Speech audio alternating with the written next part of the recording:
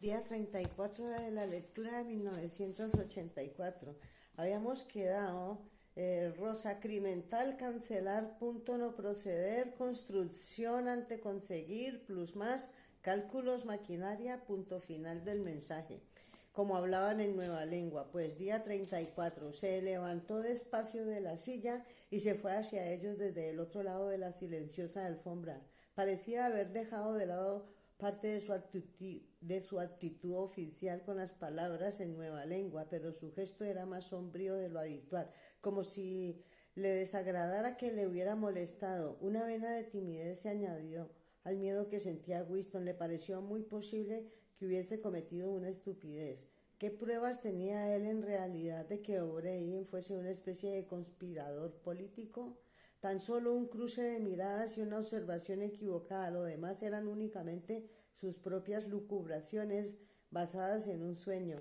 Ni siquiera podía utilizar la excusa de haber ido a recoger el diccionario, porque en ese caso la presencia de Julia resultaba inexplicable. Cuando O'Brien pasó por delante de la telepantalla, pareció ocurrírsele una idea. Se detuvo, se volvió y accionó un interruptor de la pared. Se oyó un brusco chasquido, la voz había cesado. Julia soltó una leve exclamación, una especie de gritito de asombro. Winston se sorprendió tanto que fue incapaz de contenerse. No puedes apagarla, dijo. Sí, respondió O'Brien. Tenemos ese privilegio. Estaba justo delante de ellos, su corpulenta silueta se cernía sobre los dos y la expresión de su rostro seguía siendo indescifrable. Estaba esperando con gesto severo a que hablara Winston, pero ¿de qué? Incluso entonces resultaba concebible que fuese solo un hombre muy ocupado que estuviera preguntándose irritado por qué le habían interrumpido. Nadie dijo nada. Justo después de apagar la telepantalla se había hecho un silencio mortal en la sala. Los segundos transcurrieron interminables. Con gran esfuerzo Winston continuó mirando fijamente a O'Brien. Luego de pronto su rostro sombrío esbozó lo que podía ser el inicio de una sonrisa. O'Brien volvió a colocarse las gafas en la nariz con aquel gesto suyo tan característico. ¿Lo digo yo o prefieres decirlo tú?, dijo. Lo diré yo, respondió enseguida Winston. ¿De verdad está apagado ese trasto? Sí, todo está apagado, estamos solos. Hemos venido porque se interrumpió al reparar por primera vez en la vaguedad de sus motivos. En realidad no sabía qué ayuda podía esperar de O'Brien y le resultaba difícil explicarle por qué había ido a verle. Continuó consciente de que sus palabras eran tan endebles como presuntuosas. Creemos que hay una conspiración, una especie de organización secreta que actúa contra el partido y que tú formas parte de ella. Queremos unirnos a dicha organización y a colaborar con vosotros. Somos criminales mentales, también somos adúlteros. Te lo digo porque queremos ponernos a tu merced. Si quieres que nos incriminemos de cualquier otro modo, estamos dispuestos. Se interrumpió y miró por encima del hombro con la sensación de que alguien había abierto la puerta. En efecto, el hombrecillo de rostro cetrino se había entrado sin llamar. Winston vio que llevaba una bandeja con una licorera y varias copas. Martin es de los nuestros, dijo O'Brien sin inmutarse.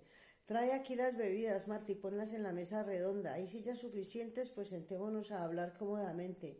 Trae otra para ti, Martin, esto es serio. Los próximos 10 minutos puedes dejar de ser un criado. El hombrecillo se puso cómodo, aunque sin desprenderse del todo de su actitud servil, como un criado a quien han concedido un privilegio. Winston lo observó con el rabillo del ojo. Tuvo la impresión de que la vida de aquel hombre consistía en interpretar un papel y que intuía que dejar de lado su personalidad fingida siquiera por un momento podía ser peligroso. O'Brien cogió la botella por el cuello y llenó las copas de un líquido de color rojo oscuro. Winston recordó vagamente algo que había visto en una pared o una valla publicitaria, una botella gigantesca hecha con luces eléctricas que daba la impresión de moverse arriba y abajo y verter su contenido en unas copas. Visto desde arriba, el líquido casi parecía negro, pero en la licorera brillaba como un rubí. Tenía un aroma agridulce.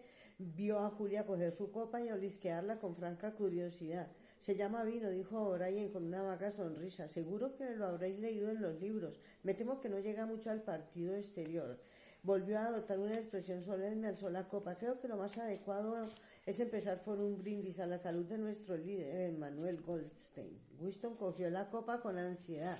Había leído y fantaseado mucho acerca del vino, como el pisapapeles o las cancioncillas medio olvidadas del señor Charrington. Formaba parte de ese pasado novelesco y desaparecido, la época dorada, como le gustaba llamarlo en secreto para sus adentros. Por alguna razón siempre había creído que tendría un sabor dulce muy intenso como la mermelada de moras y un efecto embriagador casi instantáneo. Sin embargo, al beberlo le pareció de lo más decepcionante. La verdad era que después de tantos años bebiendo ginebra apenas fue capaz de saborearlo. Apartó la copa vacía. Entonces, ¿el tal Goldstein existe? Preguntó. Sí, está vivo, aunque no sé dónde. ¿Y la conspiración, la organización, es real? ¿No es solo una invención de las policías del pensamiento? No, es real. La llamada a la hermandad. No llegarás a saber mucho más, solo que existe y que formas parte de ella. Luego hablaremos de eso. Miró su reloj de pulsera. No es prudente ni siquiera para un miembro del partido interior tener apagada la telepantalla más de media hora. No deberían haber venido juntos y tendréis que marcharos por separado. Tú, camarada, señaló con un gesto a Julia. Te irás primero. Disponemos de unos 20 minutos. Comprenderéis que tengo que empezar por haceros unas preguntas en general. ¿Qué estáis dispuesto a hacer? Cualquier cosa que esté en nuestra mano, respondió Winston. O'Brien se había vuelto un poco hacia Winston, casi le daba la espalda a Julia como si diera por sentado que Winston podría hablar en su nombre. Por un momento cerró los párpados y luego empezó a hacerles preguntas con una voz grave e inexpresiva, como si fuese una rutina, una especie de catecismo cuyas respuestas conocería en su mayor parte. ¿Estáis dispuestos a dar la vida? Sí. ¿Asesinar? Sí. ¿A cometer actos de sabotaje que podrían causar la muerte de cientos de personas inocentes? Sí. ¿A traicionar a vuestro país ante una potencia extranjera? Sí. ¿A engañar, falsificar, chantajear, pervertir a los niños distribuyendo drogas adictivas, fomentar la prostitución, extender enfermedades venéreas y hacer cualquier cosa con tal de corromper y minar el poder del partido? Sí. Si, por ejemplo, favoreciese nuestro interés arrojar ácido sulfúrico a la cara de un niño, ¿lo harías? Sí. ¿Estáis dispuestos a renunciar a vuestra identidad y pasar el resto de vuestra vida como camareros o estibadores en el puerto? Sí. ¿Y a suicidaros cuando así se os ordene? Si estáis dispuestos a separaros y no volver a veros jamás. No, exclamó Julia. Winston tuvo la sensación de que pasó mucho tiempo hasta que se acertó a dar una luz a una vez por respuesta. Por un instante le pareció estar privado incluso del habla. Su lengua se movió sin emitir ningún sonido, formando las sílabas iniciales primero de una palabra y luego de otra una y otra vez, hasta que lo dijo. No supo qué era lo que iba a decir. No, respondió por fin. Habéis hecho bien al decírmelo, respondió O'Brien. Necesitamos saberlo todo. Se volvió hacia Julia y añadió en un tono ligeramente más expresivo. ¿Entiendes que aunque él sobreviva sería una persona distinta? Podemos vernos obligados a proporcionarle una nueva identidad, su rostro, su manera de moverse, la forma de sus manos, el color de su cabello, incluso su voz sería diferente y tú misma podrías haberte convertido en otra persona. Nuestros cirujanos pueden cambiar a la gente hasta hacerla irreconocible. A veces es necesario en ocasiones, incluso amputarnos un miembro. Winston no pudo evitar echar otra mirada de reojo al rostro achinado de Martin y no vio ninguna cicatriz. Julia se había puesto pálida y se le notaban más las pecas, pero miró a O'Brien con decisión y murmuró algo como si expresara su conformidad. Muy bien, en ese caso está decidido. Sobre la mesa había una pitillera de plata. Con aire distraído, O'Brien se la ofreció a sus invitados. Luego cogió también él un cigarrillo, se incorporó y empezó a ir de aquí para allá muy despacio, como si así pudiera pensar mejor. Eran cigarrillos muy buenos, gruesos, bien liados y con papel sedoso, nada frecuente. O'Brien volvió a mirar el reloj de pulsera. Más vale que vuelvas a tus quehaceres, Martin, dijo. Volveré a encender la telepantalla en un cuarto de hora. Fíjate bien en esos camaradas antes de ir. De pronto volverás a verlos. Puedes que yo no.